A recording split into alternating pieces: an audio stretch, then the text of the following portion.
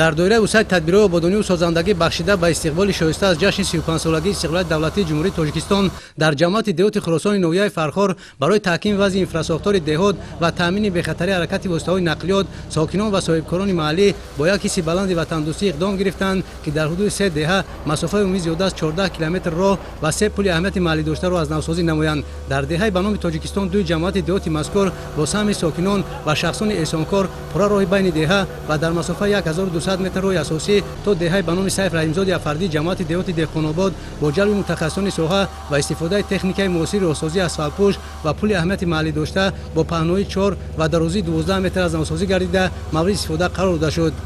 آبادی وطن از آبادی دهه سر می شود. نیت داریم که با امی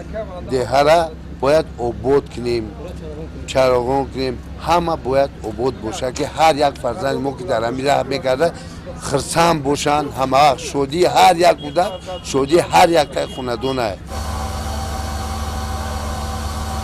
به اندیشه ساکنان این راه تا دهه به نام سیف رحیمزاده افردی جماعت دهات دهقان‌آباد سالیان زیاد در حالت تعمیر طلب قرار داشت. سال گذشته با دستگیری صاحبکاران و اهالی دهات در مسافت زیاده از 8 کیلومتر راه دهه افردی با یک پل از نوسازی کرده شد که با استفاده از این راه اهمیت محلی داشته ساکنان دو جماعت دهات من بعد امکان دارند در فرصت کمی وقت به مرکز نویه و دیگر دهات سفر نمایند. تجدید این راهها بر رشد ساحه کشاورزی مساعدت کرده اهل زحمت از این بعد میتوانند محصولات استحصال نموده خویش را سریع وقت به بازار استعمالی پیشنهاد و یا در شفت این راه با نرخ‌های دسترس پیشکش ساکنان گردانند. در جماعت دهات خراسان روزهای نزدیک در حدود دو محله دیگر نیز اسفالت‌پوش کردن راه‌های اهمیت محلی داشته آغاز می‌گردد. ساکنان در ادامه از چنین کارهای آبادانی برای تجدید راه‌ها در حدود محله‌های ذکر شده با مقصد کفالت بیشتر استفاده بری راه در برابر گذراندن کارهای زمینی یعنی تخت و هموار و پهن کردن راه در دو شفت آن طریق اشر آبراه‌های بتونی ساختند. مورد ذکر است که بعد انجام کارهای پیش بینی شده باید ده‌ها به طور زمانوی چراغان و در درآمدگاه جماعت دهات خراسان